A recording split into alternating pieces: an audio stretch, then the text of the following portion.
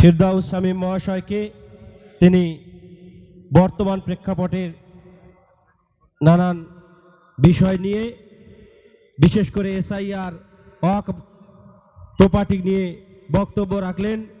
তবে আমাদের এই ফিরদাউস শামীম মহাশয় যিনি চোরেদের জম, চোরেরা যে দুইজন আইনজীবী দেখলে ভয় পায় তার মধ্যে অন্যতম হলো ফিরদাউস শামীম এবং আর একজন ব্যক্তিত্ব রয়েছেন যিনি বিকাশ রঞ্জন ভট্টাচার্য।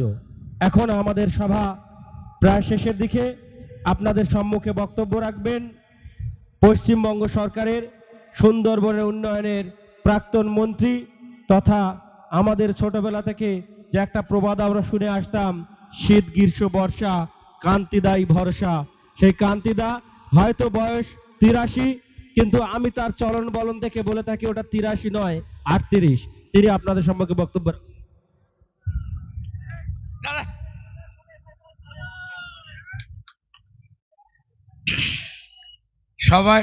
সভাপতি নেতৃবৃন্দ, ঠিকই বলেছি, বয়স আমার 83, মনের প্রাণে আমি 38।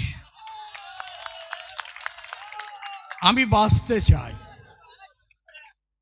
আমি কেন বাঁচতে চাই? যতদিন না পর্যন্ত বামফ্রন্ট আইএসএফ এর জোট রাজ্যের সরকারে আসছে না ততদিন বাঁচতে চাই। আর জীবনের শেষ দিন পর্যন্ত সুন্দরবনে থাকব। কথা বেশি না, একটা দুটো কথা বলি, শেষ করব। যারা ভাবছেন বিজেপি তৃণমূল সরকারে আসবে, আমার রাজনৈতিক অভিজ্ঞতা যা, এবছরের এই নির্বাচনে তৃণমূলও ক্ষমতায় আসতে পারবে না, বিজেপিও ক্ষমতায় আসতে পারবে না। ত্রিশঙ্কু হবে, ত্রিশঙ্কু হবে। আর একথা বলে যেতে পারি, বিজেপি ক্ষমতায় আসবে তাহলে আমার মাথায় টাক চুল গজাবে। এই দুটো শক্তিকেই আপনাদের পরাস্ত করতে হবে। এই আহ্বান জানিয়ে আমার বক্তব্য শেষ।